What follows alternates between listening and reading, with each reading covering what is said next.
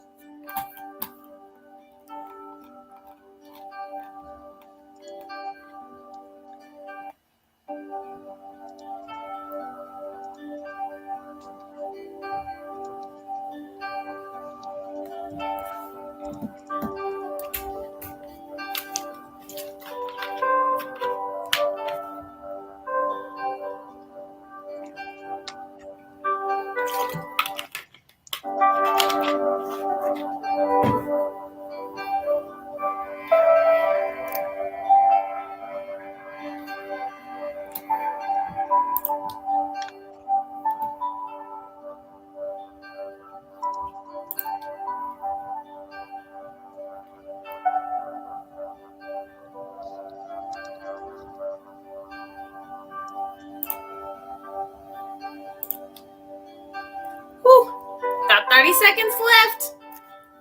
You warmed up? You ready? Yes. I had to make sure my headset was down. Exactly. That's what these 30 seconds are for. Like, get ready, get set. We about to blast off.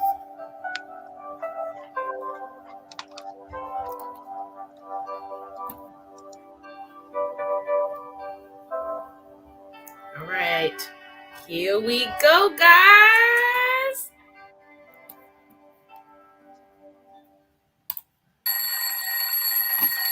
Time's up. Time's up. You have joined into... Make sure that stops. Hey there, Kandice here, and I am so excited that y'all have decided to tune into our live stream. Today, we are going to be talking all about security, especially how you can protect yourself from scammers. Now, here's some little stats for you guys. Did you know that 68% of business owners feel like their cybersecurity risks are increasing? And get this, $4.2 billion was lost last year by Americans in 2020 from online scams. 42 bill, what? How many zeros is that? So how do you protect yourself? How do you make sure that you do not fall victim to the billions of dollars that is lost? Well, I'm glad you asked. And the one thing that you will leave with today is a solid understanding of better ways that you can protect yourself and your clients. Now, I want to be super crystal clear. We do have a checklist for you that is called, Is This a Scam? Checklist. And you can keep it by your computer. It gives you 5 key points to look at or think about when you're interacting with a website online and you think that it could be potentially harmful. So if you are looking for something that can identify if something is a scam, I want you to drop the lock emoji down below. And then after this live stream, I will be reaching out to you, giving you the checklist, and we can talk some more if you want. But first, I want to talk about how you can protect yourself.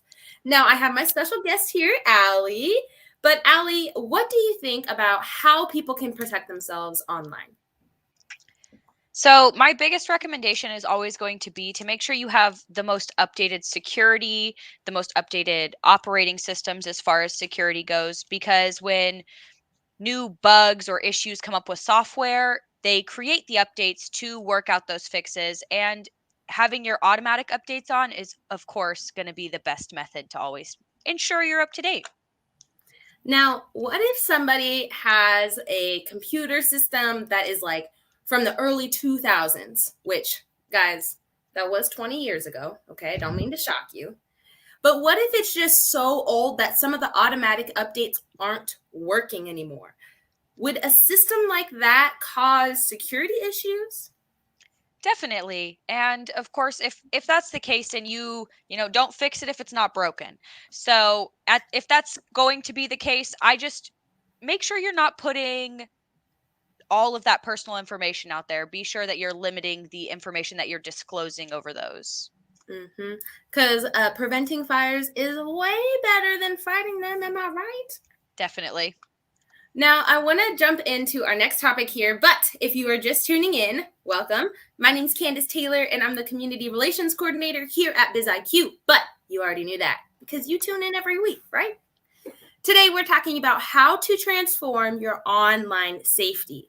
Now, earlier I was talking about a checklist. We do have a checklist. It's helpful for you to identify if something on the web is a scam.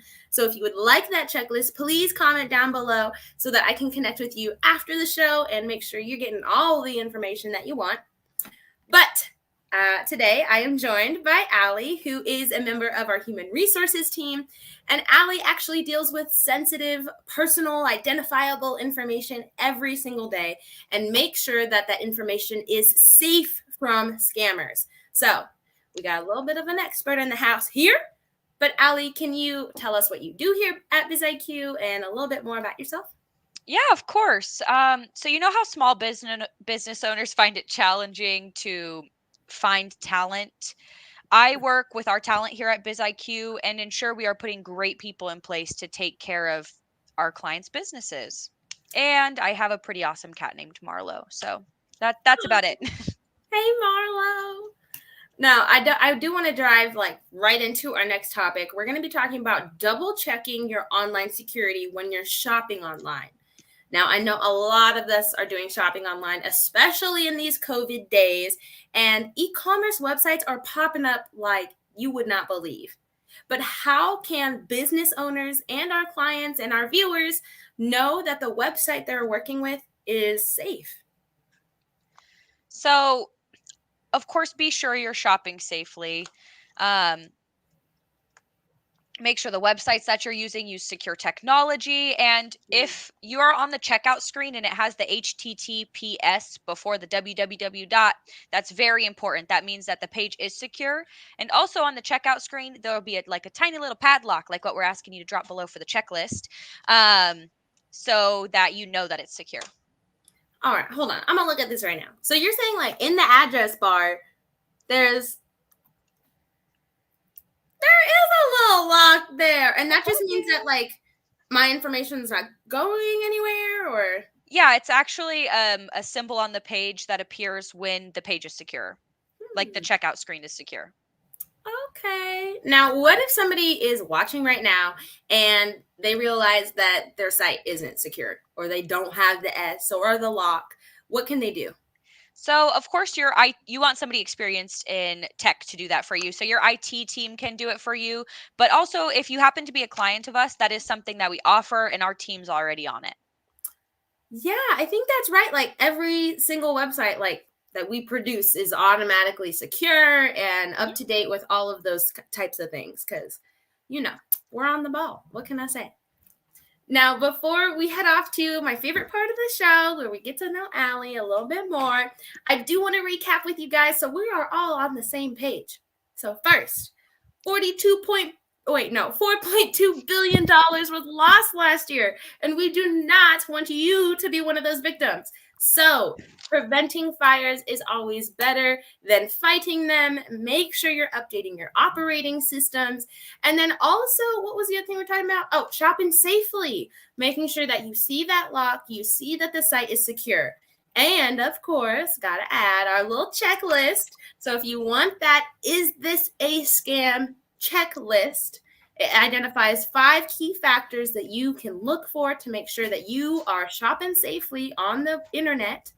Please drop a comment below so I can send it to you. But Allie, we got you here. Can you give us one final pro tip, please? Yeah.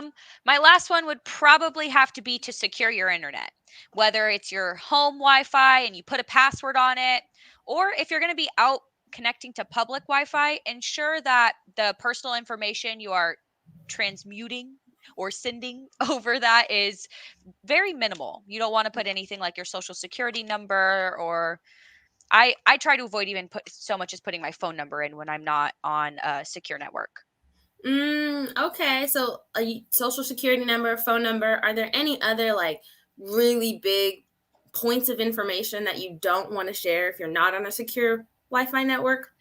Honestly, if at all possible, I would avoid everything that is identifiable to you.